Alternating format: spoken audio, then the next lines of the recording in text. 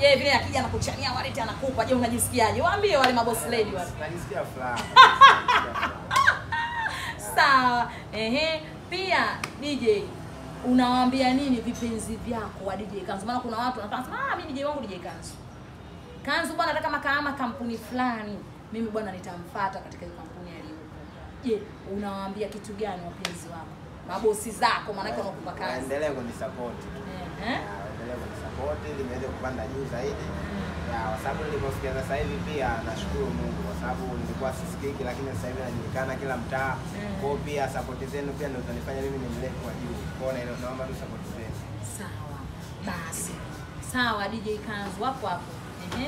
Je, kuna mfano labda vile wewe ni DJ labda wa muziki tu au labda DJ wa vitu vyote?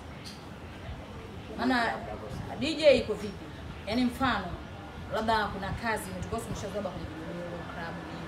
Unakuta kuna muda mwingine mtu anakuambia na DJ bwana mimi nimependa kuna labda kama vile kuna shughuli kutoka MC hapo. Umenielewa? Uko wewe na maspika yako tu afu kuna wale ma DJ wengine labda anakupa unajifunza. Unakuwa na ma DJ unaojifunza wale.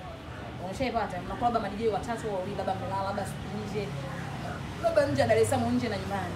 Unaona nimefanya kazi nimekaa na zama bado usiku kwa kuhakikisha watu. Je, asubuhi saa muda wa matunzano au labda ile mchana shughuli ndio inataka kuanza. MC hayupo katika eneo hili labda hawana uwezo wa kumkodi MC. Wanakwambia bwana DJ Kanzu tunafanyaje? Ushanielewa? Alafu wale ma DJ wengine wadogo kucheki wao wajui kucheza na mic na ndio wanajifunza. Wao labda watakusaidia kuandikisha majina ya zawadi. Je, wewe unaweza kushika mic ukaiendesha shughuli?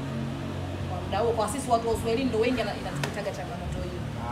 Mimi kufanya kazi mbili kwa kweli siwezi. Yaani niwe DJ alafu niwe MC itakuwa ni ngumu kwangu. Lakini pia nina MC wangu kwa sababu waga pote napofanya kufanya kazi na waga natajaga na MC wangu. Kwa MC wangu pia ni naye na ikitokea issue lazima niwe naye bega kwa bega.